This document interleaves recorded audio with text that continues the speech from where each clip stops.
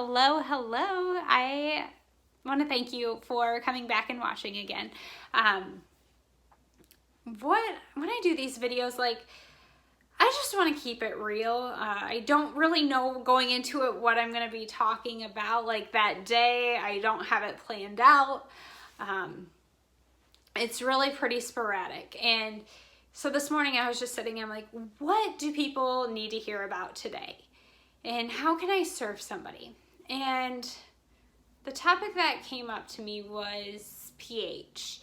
And I don't want it to be this like, Abby's gonna lecture us on pH because you guys don't want that. I don't want that.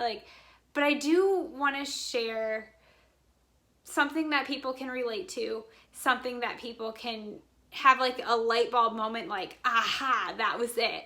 And I think that's my goal of these.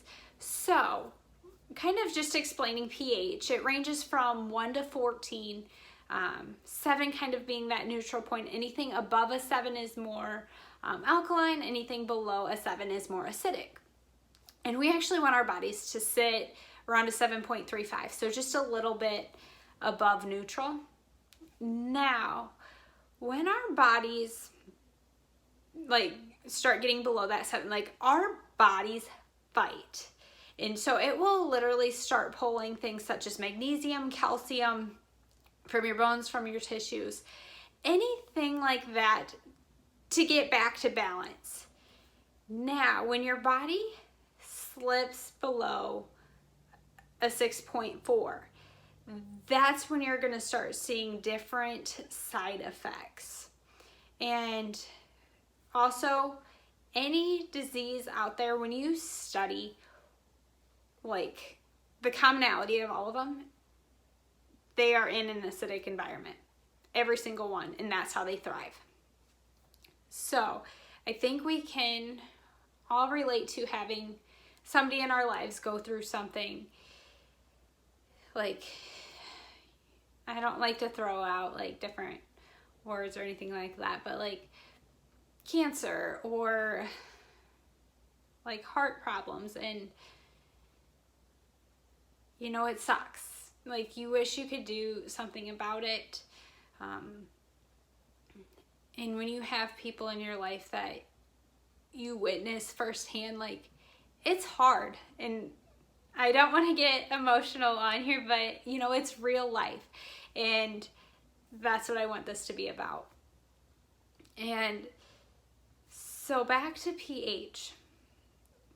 When your body gets below a 6.4, that's when you're going to start seeing things such as, digestive issues or slow metabolism, just things where your body's not performing like it once was.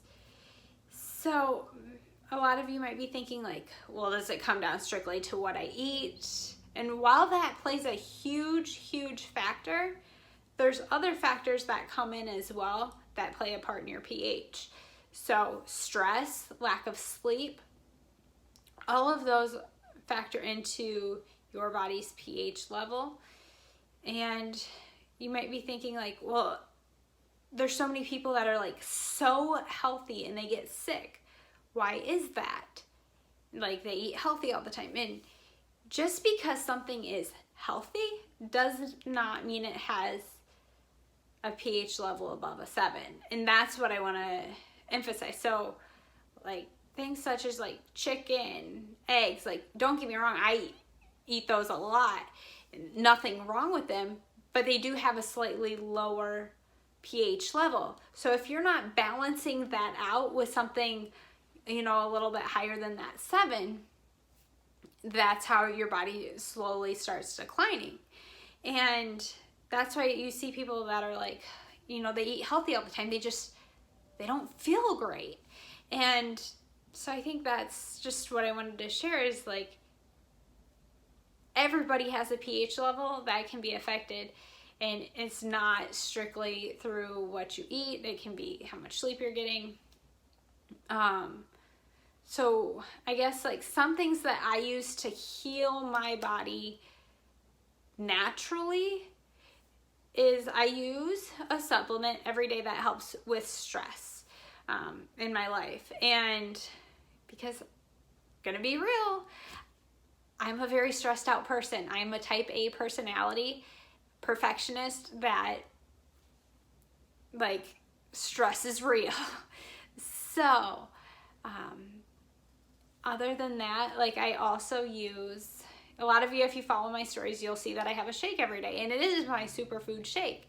And what people don't know about that shake is it's not a weight loss shake. Like, and that's what I want to emphasize to people. It is, that shake has a pH of 7, in the 7s. So I know I am making my body more alkaline and more balanced. And so I would say I use those two, you know, every single day in my life. That helps with my pH level.